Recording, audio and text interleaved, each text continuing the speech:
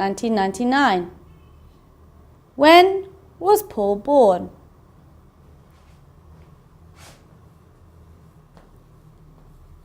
He was born on the 3rd of March 1999. So he was born on the 3rd of March 1999. Number 2. Liz, 1950. So there's no month or date, just the year. Liz, 1950. When was Liz born? She was born, and because it's the year, in 1950. She was born in 1950. Simon and Matt, 4th May 1997. When were Simon and Matt born?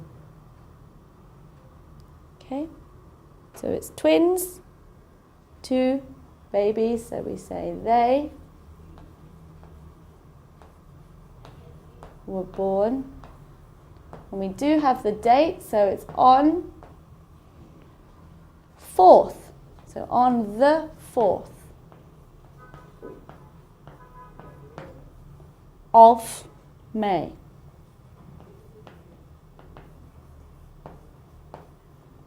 (1997). They were born on the 4th of May, 1997. And finally, Alf. We just know 1932. When was Alf born? So it's just a boy, so it's he was born in 1932. Okay, so make sure you use the right preposition. If you know the date, you can say on the 3rd of March. If you only know the year, has to be in 1950. On the 4th of May, in 1932. So that's how to write dates. Now let's move on to some phonics. And today we're looking at shun ending to words. Shun. And there are 2 ways of spelling it. So the 2 ways of spelling shun that we're looking at today are T-I-O-N. So at the end of the word, that says shun, as does S-H-I-O-N. They both say shun when they come at the end of a word. So let's see the words which use these spellings at the end. For T-I-O-N, we've got addition, addition, subtraction, subtraction, and invitation, invitation. Okay, so there's just 3. There are many more that end in T-I-O-N, but those are the 3 examples. So how about S-H-I-O-N? Well, actually, in English, there are only 2 common words which end in S-H-I-O-N.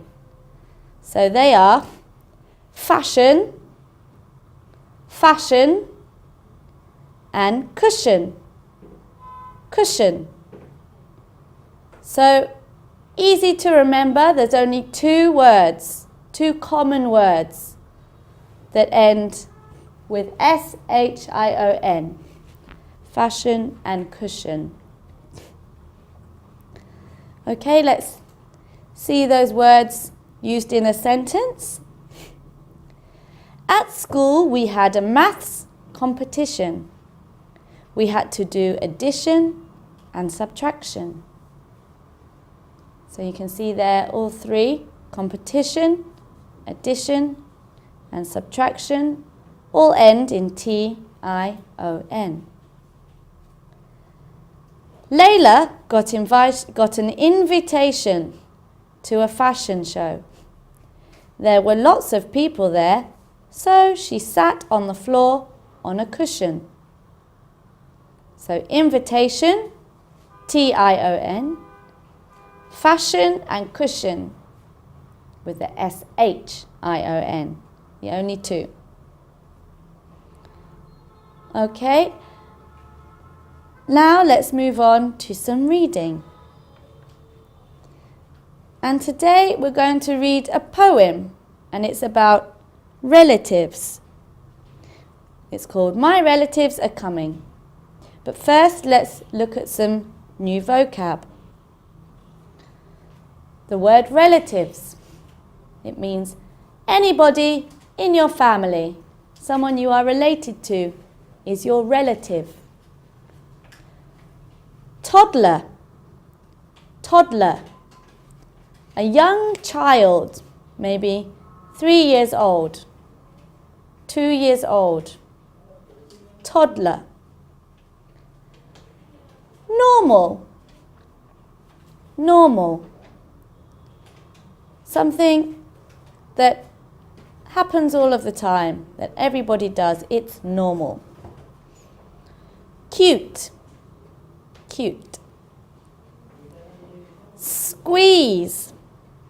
We can say it's a bit of a squeeze if there's too many people in one place. Queue. Queue. When you line up for something, you queue. And miss someone. If someone you love and they're not there, you can miss someone. Okay, one more time. Relatives, toddler, normal, cute, squeeze, queue, miss someone. So now let's read the poem. My relatives are coming. We're getting ready for a really special day. My relatives are arriving, and this is where they'll stay. My aunt and my uncle and my cousins Bill and Kate will be here for a week, and I just can't wait. My cousin Bill's a toddler who has just turned 2. He likes to scream and shout, just like normal toddlers do. But he's really fun and cute, and he's learning to be good. And I'm going to help him do all the things he should. Kate will sleep in my room, on some cushions on the floor. Aunt and uncle in the lounge, on a camp bed by the door. But our house is quite small, so it will be quite a squeeze. There'll be 8 around the table, 16 elbows, arms and knees. There'll be queues for the bathroom and queues in the hall. There'll be coats, shoes and bags piled up against the walls. The house will be so noisy, as we all like to speak. There'll be laughter and singing for the whole of next week.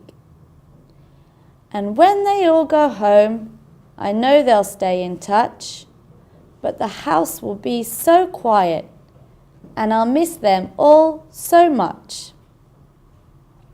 Okay, so